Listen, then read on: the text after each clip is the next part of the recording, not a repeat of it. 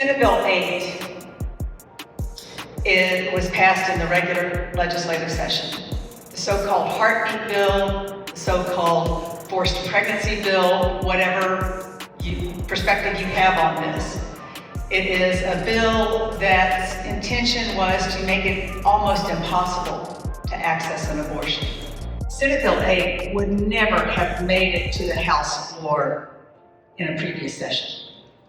It was so extreme.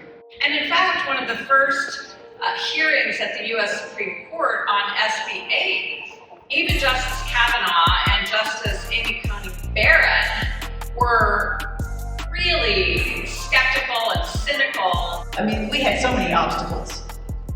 If you got pregnant though, your choices were, if you had the resources and could find somebody who could help you get to another state where you could find a doctor to perform an abortion, you did that. Or if you heard from somebody about some back alley abortion, you went there and risked your life. Or you had a baby you weren't planning to have. And what that did for women of my generation is it limited our choices.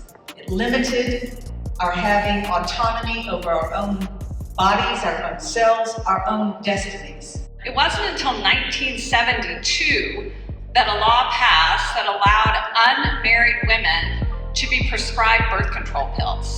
And then of course 1973 was Roe v. Wade. And after those two decisions, and women were given the kind of autonomy and ability to make decisions about when and whether they would have children, women's participation in the workforce, the full-time workforce in this country, skyrocketed. And our GDP dramatically increased. I'm not just talking about the maternal morbidity mortality issue we have, which is ridiculously high in our state.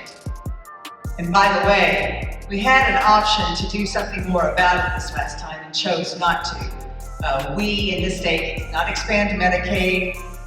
You can only be on Medicaid if you're elderly, disabled, or pregnant. And then you're kicked off of Medicaid 2 months after delivery. Well, our statewide task force on maternal morbidity and mortality has said the deaths occur for at least a year postpartum. You need to make sure that they're getting coverage for at least a year. Well, we passed that in the House. The Senate wouldn't go with that. Compromised, which is what we do. At least this is movement a little bit there, but 6 months. 6 months. We have the highest number and highest rate of children who are uninsured in our state because we want to expand Medicaid. We have some of the lowest funding for public education, and we have some of the highest child hunger rates. So if we really cared about children, we would be focusing our efforts and our energies on that. And for those people who cannot access abortion care in our state and who are forced now to give birth, those impacts will fall collectively and heavily on them. At the very least, we need to vote. But we can't stop at the vote. We have to stay connected, stay engaged, keep coming back, show up.